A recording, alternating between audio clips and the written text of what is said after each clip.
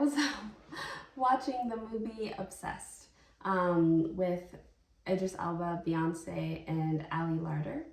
And I wanted to talk about it because I've seen this movie many times, but I have only seen it at very young ages. It came out in 2009, and so I was 9 years old. And then I watched it like sparsely in, movie nights with my sisters and things like that.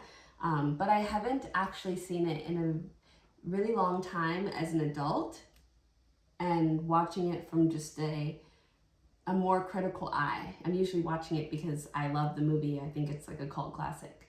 But I was watching it today, and I honestly was shocked at the sexual violence riddled through the movie. And I actually thought that it was a really great chance to speak about the experience of sexual harm that men have.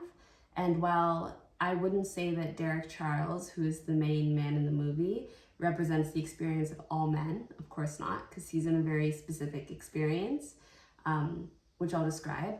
But I think that the experience of sexual violence against men being represented in this movie is really important.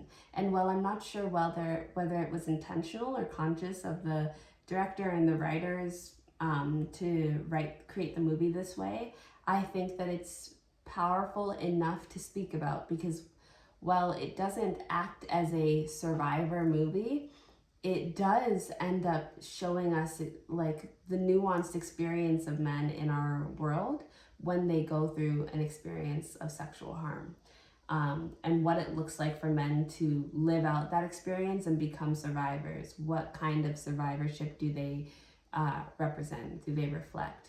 Because of the way our system is built in terms of how we engage with victims of violence, and especially male victims. So let me just give you a general outline. So there is Derek Charles. He is a black man who appears to be in his late 30s to maybe early 40s.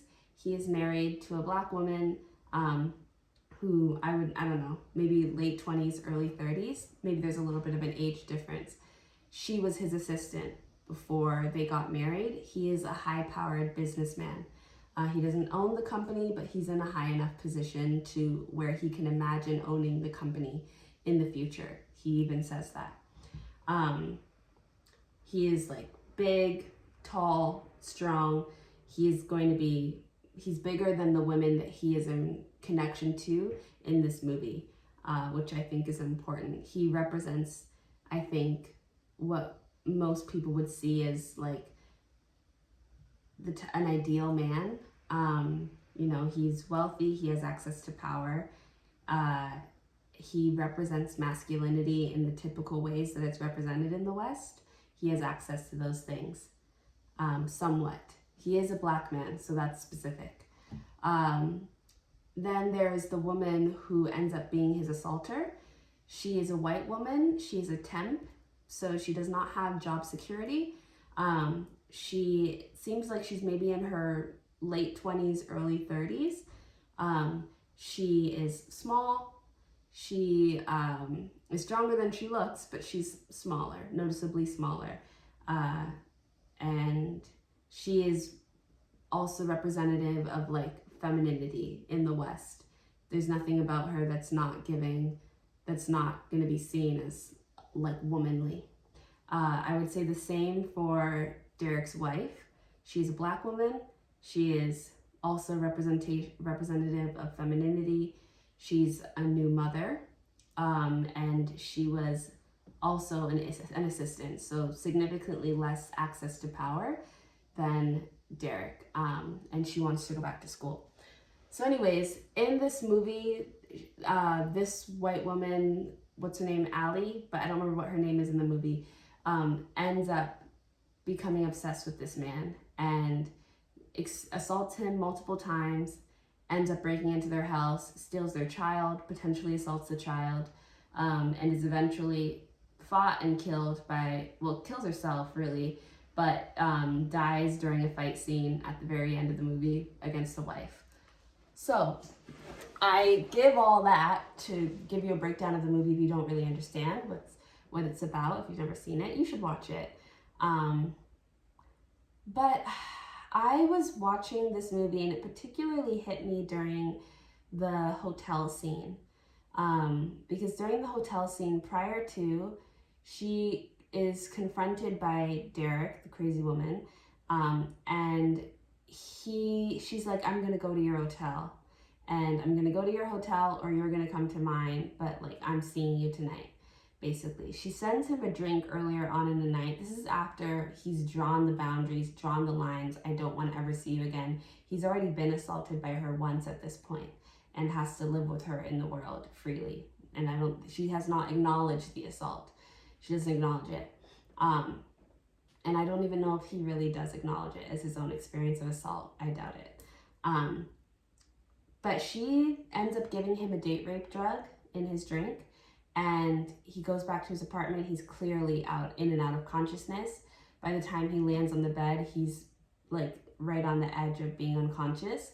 She comes over, starts kissing him. He falls unconscious. He's saying, please stop, but he's not able to do anything at that point. He's lost all his physical power to be able to fight her off, and even being able to speak barely. And he falls asleep, and we assume that she rapes him. So at that point, we see like rape come into the movie. Before that, he had been groped and physically like assaulted, but there wasn't any. The only sexual acts that we got to see happen of sexual harm were clothes on. So this was the first time you can assume that something went further than that. I was really affected by that scene specifically because it was just hard to watch him say no. It was hard to watch him be unconscious, like in and out of consciousness as this woman proceeds to assault him. And I wanted to talk about the way that this movie reflects the experience of sexual violence against a specific type of man, because obviously his character is not representative of all men's experiences. Not all men have access to that kind of power or money. Not all men are Black. Not all men represent masculinity in the way that he does. So he has a very unique experience, but he also has an experience that can reflect the experience of a certain group of men. And overall, the way he deals with the assault and the way the assault exists in the world because of how he exists in the world, I think is an experience that a lot of men would be able to connect to.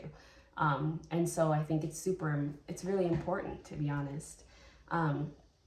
I had actually recorded this video before, but my thing didn't work.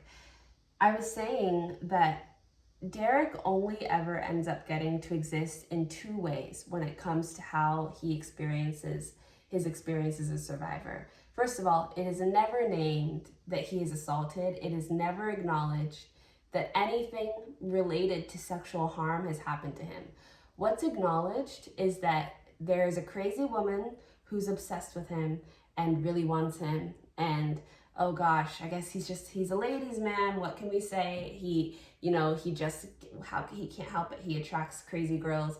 And now he's gonna have to deal with this crazy girl, and like, oh no, and it's unfortunate that you're having to deal with this, it's a burden, but like the idea that he's a victim, the idea that he's been raped, the idea that he's been assaulted, no, that's not what's happening here at all, right? At least from what we can understand of how the characters in the movie perceive it. Nobody's having a conversation about rape, nobody's having a conversation about assault. After the bathroom scene in which she attacks him while he's in the bathroom, using the bathroom, she comes into the male bathroom. She's been feeding him drinks all night. He said no to several drinks several times. She's calling him a coward, laughing it off, trying to make him seem like he doesn't know how to have fun, like he's cold, like he's being weird. So he has drinks. We get the sense that he might be a little bit of a lightweight because his wife says, make sure you eat before, because last time you know how drunk you got. He goes to eat. He's being responsible, eating. She's there. She's probably stalking him at that point. She is feeding him drinks. Anyways, by the time he gets to the bathroom, he's decided he's going home because he's like, you know what, I need to go home. So he's like, I'm just gonna use the bathroom and then I'm gonna go home. He comes into the bathroom, she follows him, pushes him into the stall, and proceeds to start assaulting him. But trying to act like they're having some type of like flirtatious, like sexual experience together. It's not consensual the entire time. There's no sense of consent there. A man comes into the bathroom who's drunk, and he's like stumbling over himself. He sees two people doing something in the bathroom. He's like, oh, hey, haha. He finds it funny. There's never an exchange of considering is something wrong. This man is also very drunk though. But I also think it's important because if I was a woman and I was walking into the woman's bathroom drunk and I heard two people scuffling in the bathroom and I saw what seemed to be women's shoes and then man's shoes, I'm sorry, but I know I would say something. I know I would because I'm not used to seeing men in the bathroom, in a woman's bathroom. And I think that speaks already to the culture of sexual violence against men that exists in our society, where you wouldn't question seeing a woman in a bathroom stall with a man in the men's bathroom. You wouldn't question it. You wouldn't think, do you need to ask, is this guy okay? I would ask, hey girl, like, everything okay? I would because I know, because women, one thing that does benefit us as women is that we get to, because sexual violence is so pervasive, so openly, and so known amongst all of us, we have conversations about safety all the time. I would say that whenever I'm in a group with women, safety somehow comes up in every conversation you have. Whether it's underlying or it's explicit, safety is always circling our conversations as girls and as women. And so I don't know if I would have ever been able to avoid learning about the violence that can potentially happen to me as a woman in the world, because some woman was always going to end up sharing her story. Somehow it was always going to come up, if not through personal exchanges, through the media, through TV shows, through the news. But clearly it's not the same thing for men, because there's no sense of something wrong could be happening here. You know, it's just, oh, two sneaky lovers, you know, doing something crazy, you know. Also, I think there's so many layers happening, but in that scene as well, the man who's drunk sees that it's Charles, because he's the only black man in the office. They see the black man. He's like, oh, Charles. He sees Allie bend down. He sees that it's this woman. Everyone knows Charles is married. Charles is, Derek is well known in this like office culture. He's not like keeping to himself. Everybody knows him. Everybody knows his wife because his wife used to work there as the assistant. They have a sense of his personality. It is not at all perceived as Charles is known to be a cheater. I mean, Derek is known to be a cheater. Derek is known to mess around. No. It is known that Derek can date his inferiors, because he dated his assistant and he married her. But it's not known that he has affairs. It's not a common thing that people talk about. And we get the sense of what the office culture and what gossip culture is like through this relationship between the crazy girl, the assaulter, the rapist, and the office gay is basically what his character is. But he's like also the receptionist for another person, for Derek. Sorry, his last name is Charles, so sometimes I call him Charles, but I also think that's because of The Office, because he's Charles on The Office. Anyways, so this is Idris Elba's character, by the way. So you get the sense of what kind of masculinity he represents and what kind of black man he represents. It's Idris Elba playing him. But yeah, it's not assumed that you can just easily suspect that Derek is known for being a cheater.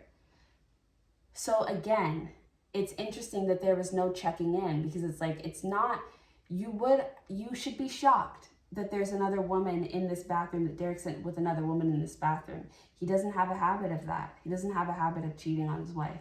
Yet still, there's no check-in about why is this happening, you know. And mind you, the guy is drunk, so I'm not like analyzing this guy and being like, why didn't you? I'm just talking about the culture, right?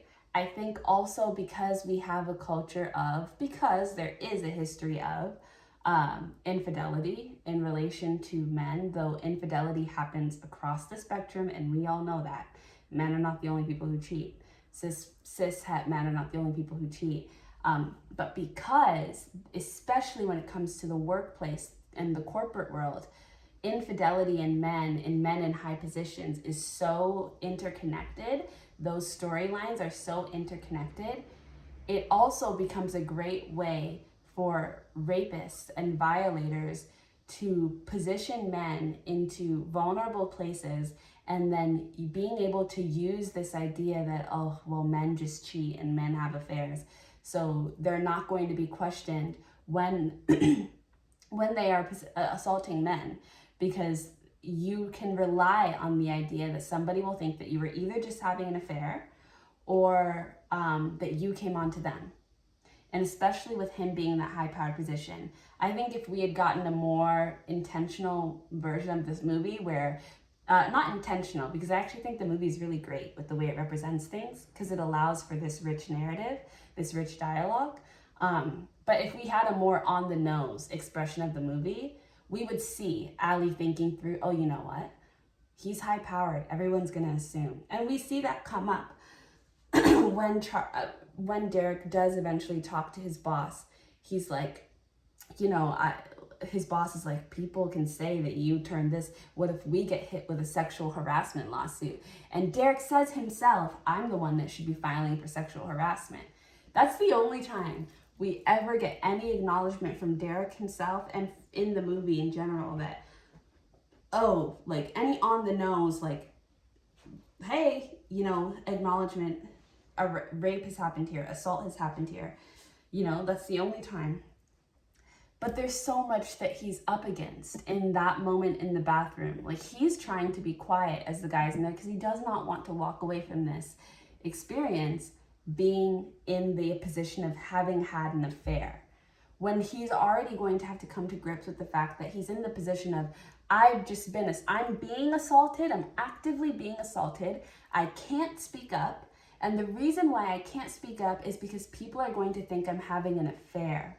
No one's going to believe me, even if I'm literally in the moment of assault. He's in the experience of assault, and yet he is not safe to speak up because people will not believe the actual experience that they are witnessing, because that's how powerful the framework is in our society, that men don't get raped, especially that Black men don't get raped, that big masculine men don't get raped.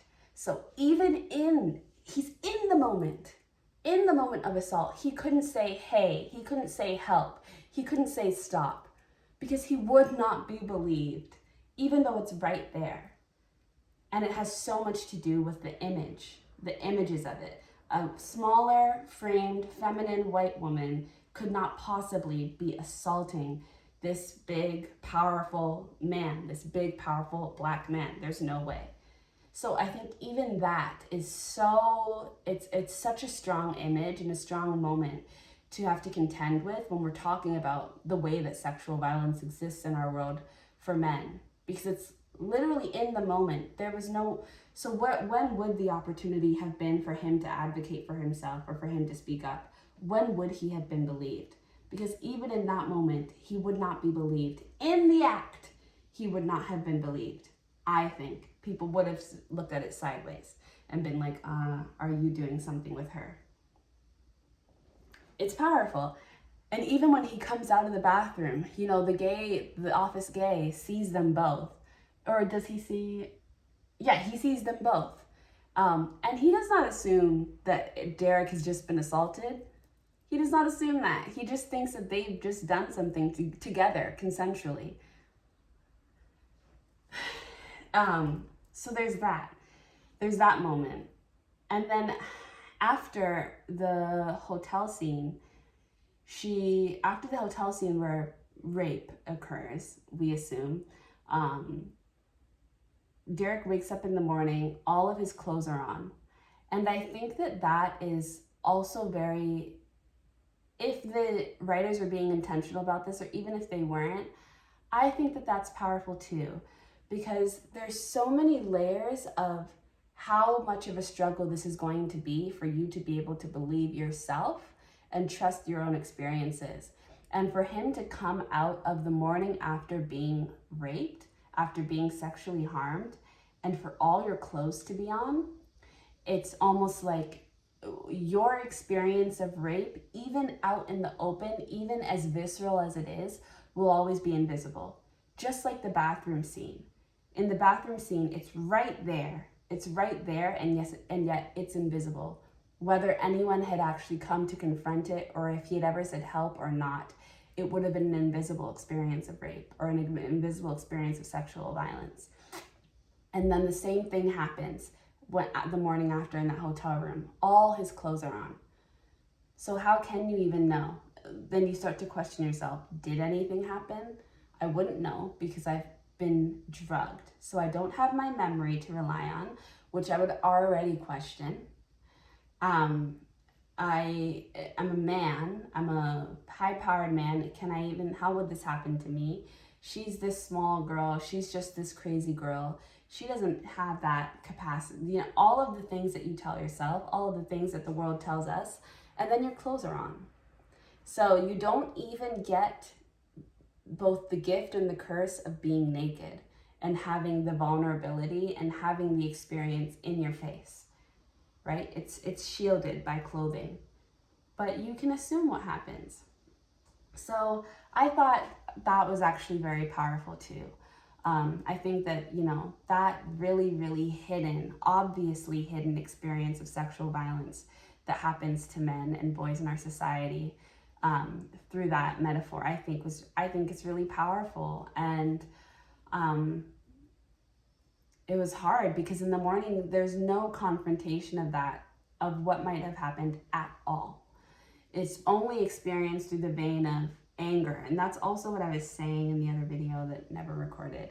That Derek only ever gets to be guilty and regretful and angry and irritated.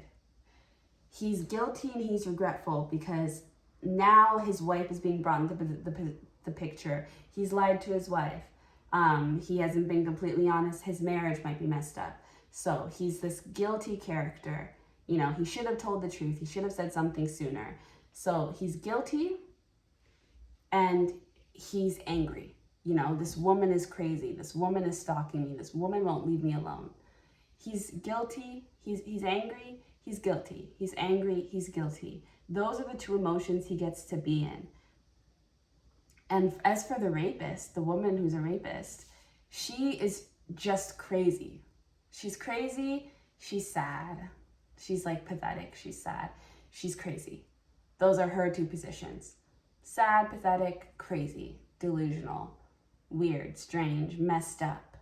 You could even have a conversation about whether she has a mental illness, which I think they tried to insinuate perhaps, that she's not well. But even that's a different conversation. But anyways, they're both caught between they're just in this such black and white experience, and nobody is in the position they're actually supposed to be in. She is not in the position of rapist, which is the only position she should be in. And it doesn't matter if she's crazy. It doesn't matter if she has something wrong with her. It doesn't matter if she's insecure. She's a rapist. And he doesn't get to have any other position beyond just being angry and being guilty, and helpless, really, which is so interesting because he's a quintessential man, and yet he's helpless against this woman.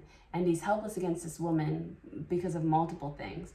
Because he can't take physical action because that would be violence against her, and that would not go in his favor because of the position he's in, because he's a black man, because he's a man. There's no case for self-defense because at that point, is it even being acknowledged that he is at harm, that he's in a position where he might not be safe? Not really. So where is self-defense in that framework? And he's helpless because he's not believed. He's not even spoken about in a manner where he could be related to a victim. He ends up having to tell the police everything that's happened to him. And so he talks about the bathroom scene and the hotel scene. The police never bring up assault. never bring up rape, never ask about that, never bring charges, never anything, never suggest anything related to that. It's not even a conversation. It's not even considered. So again, this really, really hidden, invisible experience of sexual harm and sexual violence happening. Also, a really this is a storyline that is really, really, really layered under in the movie and doesn't really get a lot of airtime, and is not fleshed out enough to really be super dove into. But she breaks into their house when they're on a date, him and his wife, when they're reconciling, and she kidnaps their child. And in this movie, their child is a boy. He's a son. He's their son, and he's just a baby. He's got to be maybe under 2 years old. He can't really speak yet, or maybe he can, but he's shy. He's a baby, so he might be less than 2 years old. She kidnaps their son, and there's a compilation of her holding him and rocking him, her rubbing his back, her having him sit on her lap, and she ends up leaving a kiss mark on his forehead as the message of she's been here. I think that the fact that their child was a boy in this movie is really powerful, because I think that the son and the father are foils for each other, especially in their position of helplessness, especially in their position of not being able to be seen as victims. The boy is seen as a victim of kidnapping in that specific case, but nothing else. They bring the boy to the hospital. No one ever asks or thinks about the fact that, what if he's been assaulted? The doctor's his blood work we're gonna wait for it to come back, but everything seems fine. There's no idea, or there's no conversation around, did she touch him? Did she hurt the child in a sexual manner? There's a kiss mark on the forehead, and still there's no question of whether, if the child was a girl and we knew that the assailant we were looking for was a man, and the child had spent time with the man, had been in the man's arms, let alone kissed on the forehead, had been alone with the man, it would be a conversation about whether or not that child has been sexually violated. It just would. It just would. It would be in my mind. It would be in every woman's mind. I believe it would. Everyone would be wondering, has that child been sexually harmed? The fact that it's not even brought up is another example of how far back it goes. There's no innocence for men, and there's no innocence for boys, not even babies. When you are a boy, when you are a Black baby, because it's just not even something you're thinking about. Even with the kiss mark on the forehead, it's that obvious. It's like the bathroom scene. The moment is right there. It's happening right there in front of you.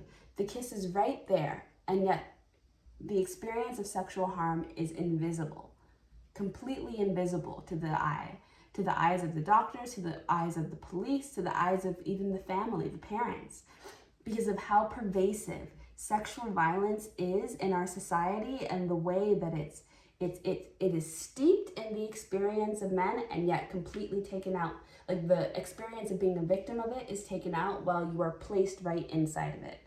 And I think I think it was such a good representation. I don't know if that was intentional. I don't even know if, as the writers were writing that scene, they were thinking about, this can be seen as potentially she has harmed that child. But when I was watching it, and when I was thinking about it, thinking back, I was like, why wouldn't we assume that that's happened? We've seen that she's capable of sexual violence. She's capable of sexual violence. She's capable of kidnapping. Why wouldn't she be capable of child molestation or child rape? Why wouldn't she be? But it's not a conversation that we're having. And why is she able to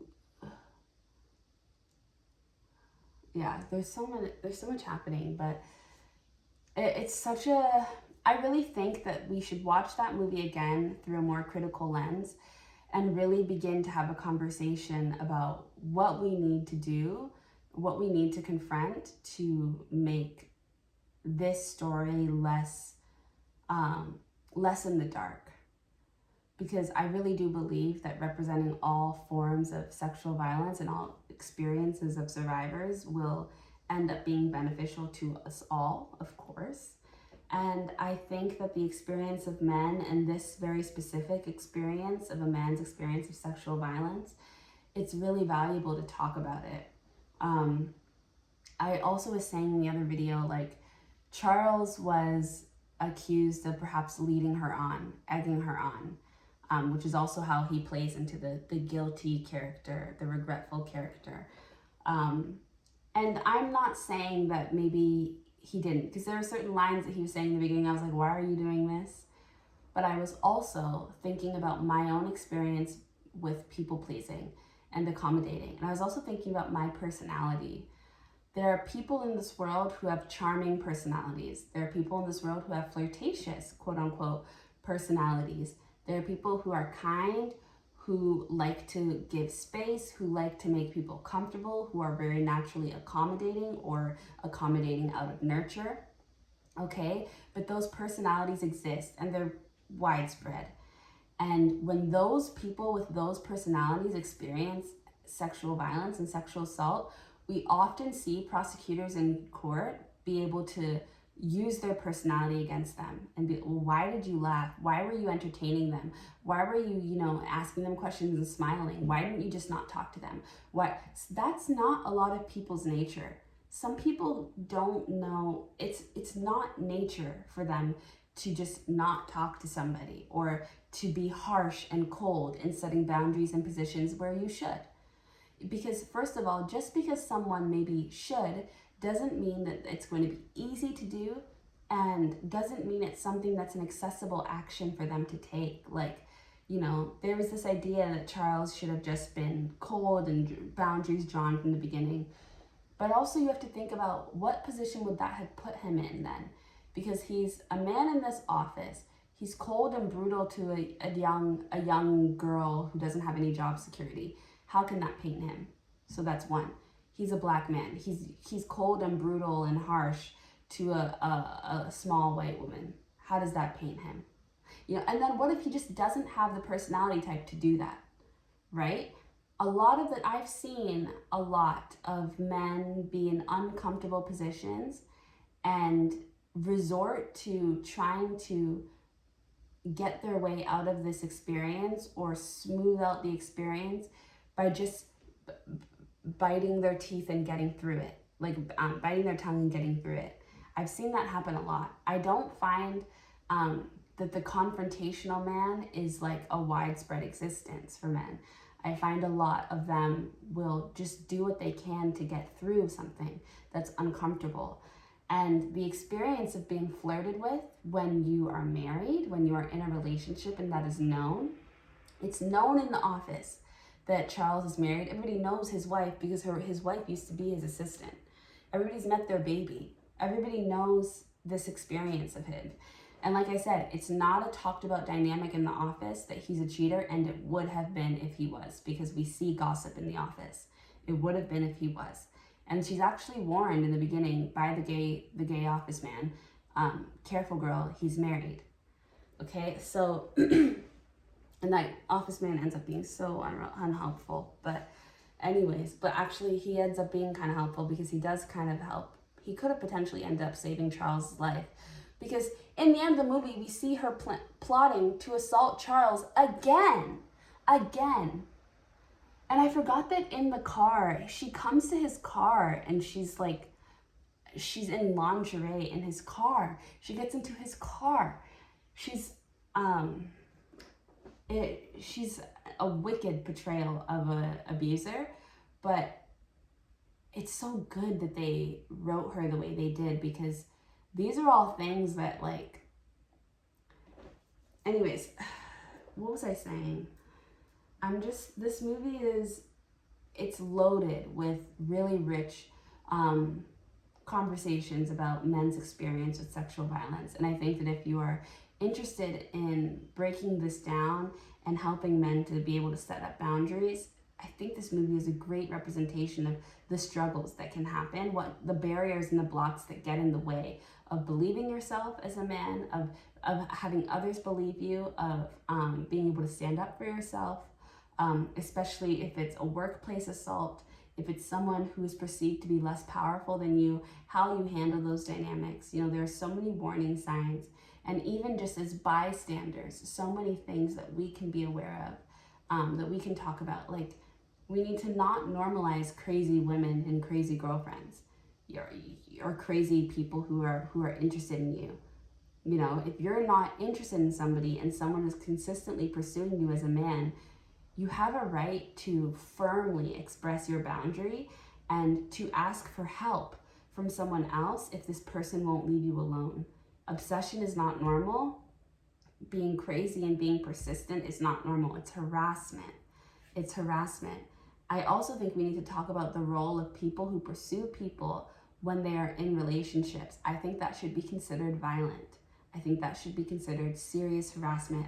When you are aware that someone is in a relationship and you are choosing to pursue them anyways, or be flirtatious with them anyways, I think that should be borderline. It's not assault, but you're tiptoeing into a category where consent is really starting to become questionable, especially because we know that so many people are dealing with being people pleasers and accommodators. It's a human condition that is like, it's pervasive. So we know that people struggle to set boundaries. And I think that people who pursue people in relationships take advantage of that. They take advantage that somebody doesn't want to be mean. They don't want to say the wrong thing, especially for men. As a man, you don't want to be you don't want to seem aggressive. You don't want to come off as aggressive. You don't want to be mean. You don't want to misunderstand. You don't want to confuse things. So there's so many reasons why you might not set those strict boundaries of, oh, I don't want to be in a relationship. I'm not interested in this. You know, I'm married. I'm in a relationship.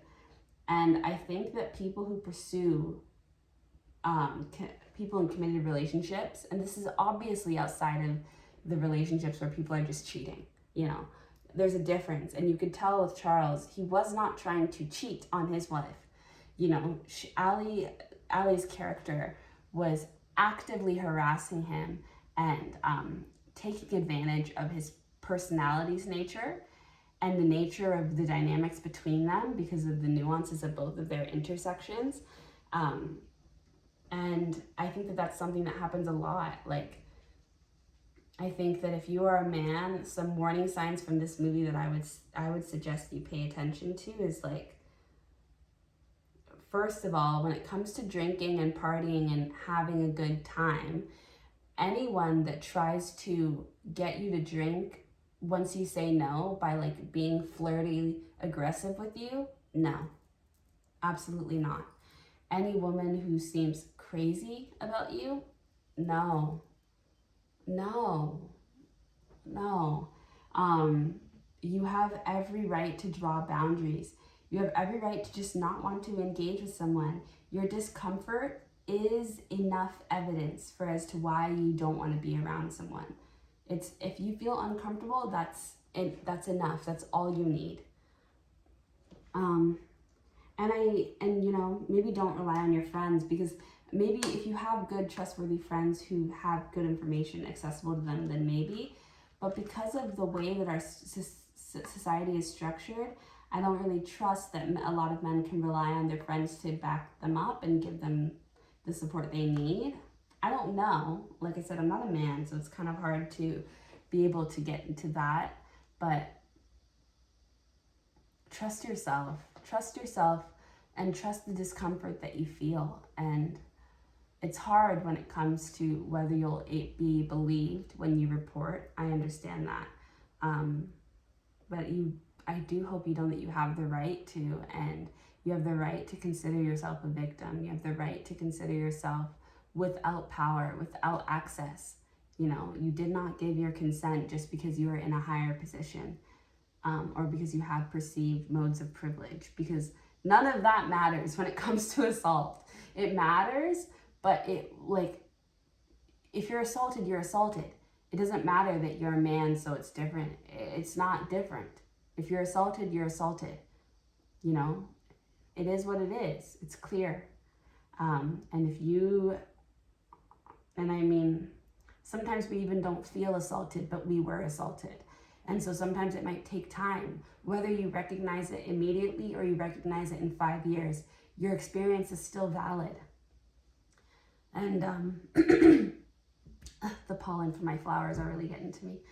But yeah, I love the movie, and it also kind of broke my heart this time around watching it, because there was so many things I was noticing, I guess, just being an adult now and watching it. So yeah, if you've seen the movie, if you have anything to add, please do, because I think that this is a conversation we need to really get into, and I want to contribute to, especially seeing as I've been talking a lot about my own experiences with sexual violence recently. I feel like I want to, because I've noticed it, I watched this movie and I caught these things. I think I have a responsibility to say something. And I don't know if I'm saying everything that I wanted to. Like I said, I filmed an entire video about this before and then it deleted itself. So there's probably a lot that I'm forgetting this time around. And so I'm sorry if I can't cover the nuances of everything. I'm also not a man, so I don't have that experience, but I have my own experience, and I really care for this community, and I just care for all of us, and I want a better world for everyone. One where sexual violence is not allowed. It's not normal. So yeah, let me know. Well, I don't know what you would let me know, but if you have something to say, please do, as long as you're keeping it kind. Think before you speak. Think before you type. But yeah, I do suggest watching the movie. I think it, especially from this lens, I think it might trigger something in people and an important conversation perhaps that we need to have. There's a lot more to say. Like I said, I'm just a bit tired and beginning to have an allergic reaction, so I can't say everything, but there's a lot to go through.